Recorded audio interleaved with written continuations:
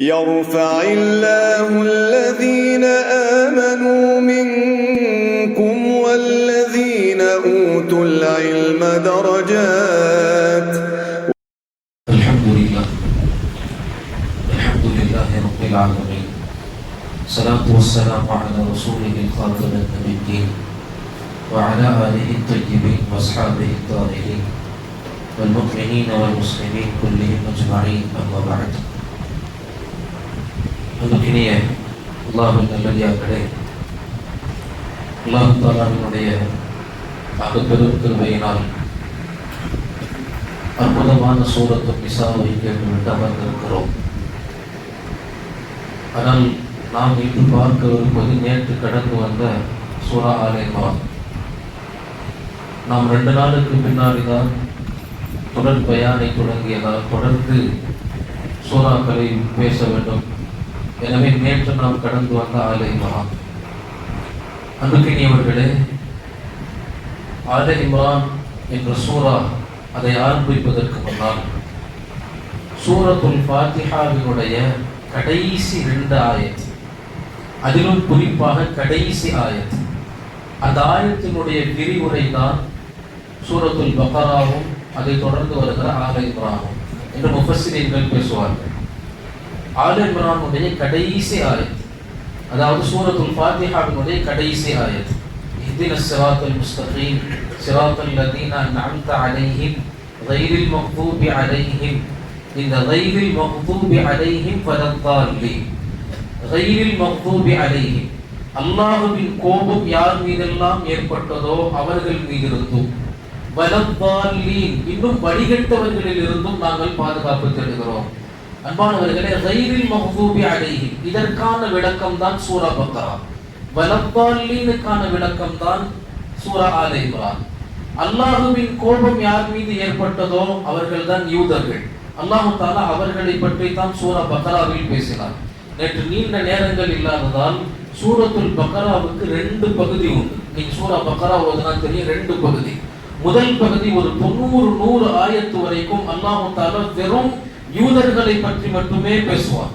மூசா அலைஹிஸ்ஸலாம் யூதர்களுக்கு செய்த விஷயங்கள் என்ன, யூதர்கள் மூசா அலைஹிஸ்ஸலாமுக்கு செய்த மறுப்புகள் என்ன, அல்லாஹ்வின் விஷயத்தில் அவர்கள் ஏற்படுத்திய கேள்விகள் என்ன என்று முழுக்க யூதர்கள் சம்பந்தமாக பேசிவிட்டு தான் ஒரு 100 ஆயத்திற்கு பின்னால் தான் அல்லாஹ் தஆலா பக்ராவில் சட்டங்களையே தொடங்குவார். இந்த பக்ராவினுடைய 2 பகுதி, முதல் பகுதி யூதர்களை பற்றி, 2வது பகுதி சட்டங்களை அல்லாஹ் ஆரம்பிப்பார்.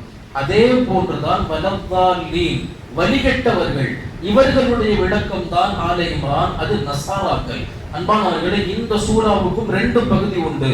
முதல் பகுதி அல்லாஹ் தஆலா ஈசா அலைஹிஸ்ஸலாமின் பிறப்பை பற்றியும் நசாராக்களினுடைய விவாதங்களை பற்றியும் அல்லாஹ் தஆலா பேசி அவனே அதற்கு பதில் தருவான். இது முதல் பகுதி.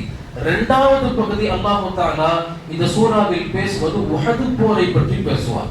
அன்பானவர்களே, இதுல முதல் செய்தி என்னவென்றால், சுருக்கமாக அல்லாஹ் தஆலா ஆரம்பமாக ஆல் இம்ரான் இந்த சூராவில் அல்லாஹ் முதலில் பேசுவது ஈசா அலைஹிஸ்ஸலாமினுடைய பிறப்பை பற்றி பேசுவான். ஹஜ்ரத் ஈசா அலைஹிஸ்ஸலாம் என்றால் யார்?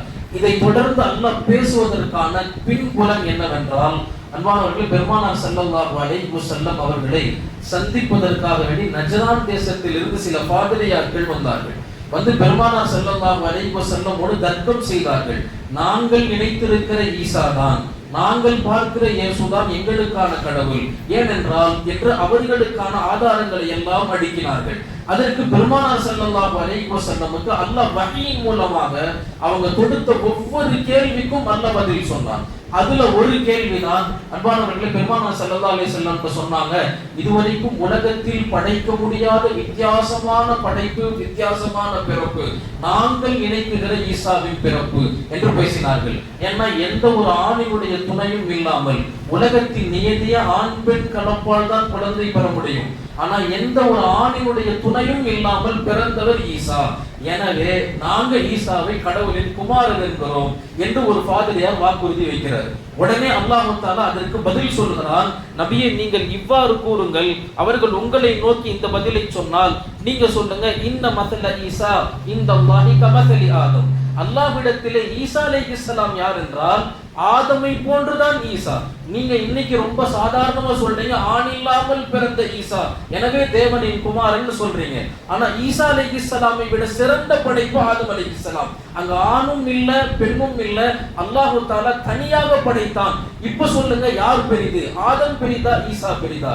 அன்பானவர்களே, உலகத்தில் உருவான படைப்புகள், உலகத்தில் ஒரு உயிர் உருவாக வேண்டும் என்றால் அல்லாஹ் இதுவரைக்கும் வச்சிருக்கிற அடித்தளமே 4 அடித்தளங்கள் தான். ஒன்னு, ஆண் பெண் இணைப்பால் பிறக்க வேண்டும், அது நம்மை போன்ற மனிதர்கள். இரண்டாவது, அல்லாஹ் தஆலா உலகத்தில் இன்னொரு பிறப்பை கொண்டு வந்தான். அந்த பிறப்பு ஹஜ்ரத் ஆதம் அலைஹிஸ்ஸலாம். ஆண் பெண் 2 எந்த தொடர்பும் இல்லாமல் அல்லாஹ்வால் டைரக்டா படைக்கப்பட்டவர்கள். மூணாவது, அதே போன்று அல்லாஹ் ஆண் பெண்ணினுடைய எந்த விதமான சம்பந்தமும் இல்லாமல் ஒரு ஆணுடைய விழாவிலிருந்து உருவி படைத்தவர்கள்.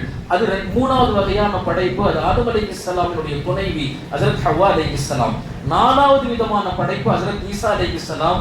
ஆணுடைய துணையே இல்லாமல் பெண்ணால் படைக்கப்பட்டவர்கள். வெறும் பெண்ணை மட்டும் மாத்தாவாக கொண்டு அல்லாஹ் உருவாக்கினார். அந்த உருவாக்கம் ஹஜ்ரத் ஈசா அலைஹிஸ்ஸலாம். அன்பானவர்களே, இப்படி கேட்கிற ஒவ்வொரு கேள்விகளுக்கும் அல்லாஹ் தஆலா அந்த யூதர்களுக்கு, அந்த நசாராக்களுக்கு பதில் சொல்லிக்கொண்டே வந்தான். ஆனா கடைசியில மிக நீண்ட விவாதம் நடந்தும் கூட அவங்க ஏத்துக்கவே இல்லை. கடைசி வரைக்கும் ஏத்துக்கவே இல்லை. பெருமானாருக்கு கடைசி அல்லாஹ் சொன்னா, சரி சாபத்தின் பக்கம் ஒரு சத்தியத்தின் பக்கம் அவங்கள அடைங்க. நான் இவ்வளவு சொல்லி நீங்க நம்பலையா? சரி, அல்லாஹ்வுக்கு முன்னால் நம்ம 2 பேரும் சாபம் விட்டுக் கொள்வோம், 2 பேரும் ஒரு சத்தியம் செய்வோம், அழிவின் சத்தியம் அது. அல்லாஹ் அதைத்தான் சொல்றான், பெருமானாரே நீங்கள் உங்கள் குடும்பத்தை எல்லாம் கூப்பிடுங்கள், அவங்க குடும்பத்தை எல்லாம் கூப்பிடட்டும். 2 பேரும் உட்கார்ந்து அல்லாஹ்வுக்கு முன்னால் நான் சொல்வது சத்தியம் என்றால் அல்லாஹ் என்னை பாதுகாக்கட்டும், இல்ல நான் சொல்றது சத்தியம் இல்ல நான் சொல்வது பொய் என்றால் அல்லாஹ் என்னை இங்கேயே அழிக்கட்டும். 2 பேரும் உங்களுக்கு முன்னால் எல்லோருக்கும் முன்னாலும் அமர்ந்து சத்தியம் செய்து கொள்ளுங்கள், அல்லாஹ்வின் தண்டனை யாரை தொடுகிறது என்று பார்க்கலாம் என்று அல்லாஹ்வே வஹி அனுப்பி சொன்னான். பெருமானார் சொன்னாங்க, ஃபனதுஹு பைனனா வ பைனக்கும், வாங்க கூப்பிடுங்க, உங்க குடும்பத்தார்களை கூப்பிடுங்கள், நாங்க எங்க குடும்பத்தாரை கூப்பிடுறோம், 2 பேரும் உட்கார்ந்து பேசுவோம், யார் என்ன சொல்றா. அன்பானவர்களே, இதை சொல்லி பெருமானார் ஸல்லல்லாஹு அலைஹி வஸல்லம் உடனே இந்த ஆயத் இறங்கிய உடனே பெருமானார் ஸல்லல்லாஹு அலைஹி வஸல்லம் ஹஜ்ரத் அலியை கூப்பிட்டாங்க, ஃபாத்திமா ரலியல்லாஹு அன்ஹாவை கூப்பிட்டாங்க. அதே போன்று தன்னுடைய பேரர்களான ஹசன் ஹுசைன், ரொம்ப சின்ன பிள்ளைங்க, பருவ வயசு கூட அடையல, இவங்க எல்லாத்தையும் கூப்பிட்டு வச்சு சொன்னாங்க, அல்லாஹும்ம ஹாதா அஹ்லு பைத்தி, அல்லாஹ் இது என்னுடைய குடும்பம், நான் உன்மீது சத்தியம் செய்ய தயாராக இருக்கிறேன், நீங்க தயாரான்னு கேட்டாங்க. இதுவரைக்கும் தர்க்கித்துக் கொண்டு வந்தவர்களுக்கு தெரியும் பெருமானார் ஸல்லல்லாஹு அலைஹி வஸல்லம் உண்மையான தூதர்னு சொல்லி. அவங்க அந்த இடத்துல சத்தியம் செய்யல, எந்திரிச்சு உடனே கிளம்பி போயிட்டாங்க, நாங்க சத்தியத்துக்கு முன் வர மாட்டோம். இதையும் அல்லாஹ் தஆலா ஆல இம்ரான்ல பேசுறான். அன்பானவர்களே, இது முதல் பகுதி, அல்லாஹ் தஆலா தௌஹீதை சொல்கிறான். 2வது பகுதி சுருக்கமா உஹது போர். உங்க எல்லாருக்கும் தெரியும் உஹது போர் அப்படிங்கிறது என்னது. இஸ்லாமிய வரலாற்றில் மிக பெரும் கருப்பு படலங்கள் படிந்தது, நிறைய கவலைகளுக்குள்ளாக்கிய போர் உஹது போர். எனவேதான் அல்லாஹ் தஆலா பத்ர் போரை பத்தி கூட அவ்வளவு பேசியிருக்க மாட்டான். நீங்க ஆல இம்ரான்ல பாருங்க, 60 இருந்து 70 ஆயத்துக்கள் வெறும் உஹது போர் சம்பந்தமாகவே பேசப்பட்டிருக்கும். அவ்வளவு பெரிய வழிகளை தந்த போர் தான் உஹது போர். உங்க எல்லாருக்கும் தெரியும், ரொம்ப நீண்ட விளக்கங்கள் தேவையில்லை. பெருமானார் ஸல்லல்லாஹு அலைஹி வஸல்லம் உஹது போரின் போது அப்துல்லாஹ் இப்னு ஸுபைர் ரலியல்லாஹு அன்ஹு தலைமையில உஹதுக்கு பக்கத்துல இருக்கிற ஒரு மலை குன்றுல 50க்கும் மேற்பட்ட சஹாபாக்களை நிக்க வச்சாங்க. அதற்கான தலைவர் அப்துல்லாஹ் இப்னு ஸுபைர் ரலியல்லாஹு அன்ஹு. என்ன சொன்னாங்க பெருமானார்? இவ்வளவு தெளிவா சொன்னாங்க, நீங்க என்ன செய்யக்கூடாது, என்ன நடந்தாலும் கீழே இறங்கக்கூடாது. பெருமானார் சொல்கிறார்கள், அந்த ஹதீஸ் எப்படி வருது, இவ்வளவு தெளிவா சொல்றாங்க, போரில் நாங்கள் வெற்றி பெற்று கனிமத் பொருட்களை நாங்கள் அள்ளுவதை நீங்கள் கண்டாலும் கீழே இறங்கக்கூடாது. 2வது பெருமானார் இந்த வார்த்தை சொல்றாங்க, ஒருவேளை நாங்க போரில் தோற்கடிக்கப்பட்டு நாங்கள் சடலமாக ஆகி எங்களின் சடலங்களின் மீது பறவைகள் அமர்ந்து சாப்பிடுவதை நீங்கள் பார்த்தாலும் அந்த இடத்திலிருந்து என் அனுமதி இல்லாமல் கீழே வரக்கூடாது, இது உங்களுக்கான கட்டளை. இப்படி சொல்லி இவ்வளவு கஷ்டமான வலியுறுத்தல்களோடு பெருமானார் நிக்க வச்சாங்க. ஆனா அல்லாஹ் தஆலா எப்படிப்பட்ட படையா மாத்தினா, உஹது போர்க்களம் எப்படி அல்லாஹ் சொல்லியே கூட்டிட்டு போனான். பத்ர் போர்க்களத்துக்கு அப்படி சொல்லல, அல்லாஹ் உஹதுக்கு கூட்டிட்டு போகும்போது வெற்றி நிச்சயம்னு சொல்லியே கூட்டிட்டு போனான். இதையும் அல்லாஹ் தஆலா ஆல இம்ரான்ல பேசுறான், வலக்கத் சதககுமுல்லாஹு வஅதஹு கண்ணுக்கு முன்னாடி பார்த்தீங்க, அல்லாஹ் சத்தியம் போட்டு நீங்க ஜெயிப்பீங்கன்னு சொல்லி கூட்டிட்டு போலாம். அப்படிப்பட்ட போர்க்களம் உஹது போர்க்களம். எப்படி தலைகீழா மாறுச்சு? அல்லாஹ் குர்ஆனுடைய அந்த ஒரே ஆயத்துல நான் என்ன சொன்னேன், நீங்க என்ன செஞ்சீங்க, எதனால் இந்த வீழ்ச்சி என்று அல்லாஹ் தஆலா தொடர்ந்து பேசுவான். உலமாக்கள் சொல்லுவாங்க தஃப்சீர்ல, இந்த 3 பண்புகள் உஹதுல ஏற்பட்டுச்சு. அதுதான் வெற்றியை கண்ணுக்கு முன்னாடி பார்த்தும் இஸ்லாமிய படை கடும் தோல்விக்குள்ளான காரணம். எந்த காலங்கள்ல இந்த 3 விஷயம் இஸ்லாமிய சமூகத்துல இருக்குமோ அதுவரைக்கும் வெற்றி எவ்வளவு கிட்ட இருந்தாலும் இஸ்லாமிய சமூகத்தால் வெற்றி என்ற கதவை தொடவே முடியாது, ஜெயிக்கவே முடியாது. இந்த 3 தன்மைகள் உங்கள்கிட்ட இருந்துச்சு, உஹதுல நீங்க தோத்தீங்க. அல்லாஹ் தஆலா இவ்வளவு தெளிவா சொல்றான். எந்த அளவுக்கு நீங்க உஹதுல வெற்றியை பார்த்தீங்க, மா அராக்கும் மா துஹிப்பூன், நீங்கள் இந்த அளவுக்கு வெற்றி என்னும் கனியை பறிச்சிட்டீங்க, ஜெயிச்சிட்டீங்க. அந்த போர்க்களத்தினுடைய நிலைகள் மாறி போச்சு, ஜெயிக்கிறதுக்கு நெருங்கி போயிட்டீங்க, வெற்றி கண்கூட தெரிஞ்சிச்சு. அப்படியே உங்களை தோல்விக்கு மாத்திட்டோம். என்ன காரணம் தெரியுமா? நீங்க 3 விஷயங்கள் செஞ்சீங்க. 3 விஷயங்கள் அல்லாஹ் சொல்றான். உஹது போர்க்களத்திற்கான இஸ்லாமிய சமூகம் போர்க்களத்தில் இல்ல எல்லா களங்களிலும் தோற்பதற்கான 3 காரணங்கள். முதல்ல அல்லாஹ் சொன்னா, இதா ஃபஷில்தும், நீங்க புறமுதுகிட்டு ஓடுனீங்க. நீங்க புறமுதுகிட்டு ஓடுனீங்க. இதா ஃபஷில்தும், நீங்கள் புறமுதுகிட்டு ஓடினீர்கள். எல்லா சஹாபாக்களும் அந்த நேரத்துல எந்த போர்க்களத்திலும் பின்னாடி போனதே இல்லை. மார்க்கத்துல பெரும்பாவங்கள் 7 பெரும்பாவங்கள். அதுல முதல்ல போர்க்களத்துக்கு போய் உள்ள நின்று களமாடி பயந்து போர்க்களத்திலிருந்து பின்னால் ஓடி வருவது. ஆனா சஹாபாக்கள் இங்க பயந்து ஓடி வரல, அதையும் அல்லாஹ் தெளிவுபடுத்துறான். அவங்க பதட்டத்துல தன்னை மறந்து என்ன செய்யறோம்னு தெரியாம ஓடி வந்தாங்க. அவங்க ஓடி வந்ததுக்கான ஒரே ஒரு காரணம் என்ன தெரியுமா? முஹம்மது ஸல்லல்லாஹு அலைஹி வஸல்லம் மூத்தாயிட்டாங்க. இந்த ஒரு சொல் சஹாபாக்களுடைய நிலையை முழுசா மாத்திருச்சு. மாத்தின உடனே சஹாபாக்கள் என்ன செஞ்சாங்கன்னு தெரியல, முன்னாடி போன படை பின்னாடி ஓட ஆரம்பிச்சிருச்சு. யாருக்காக உள்ள வந்தோம், பெருமானாரோட உள்ள நின்றோம், நம்ம தலைவரே இல்லைன்றப்போ நம்ம என்ன செய்யறது?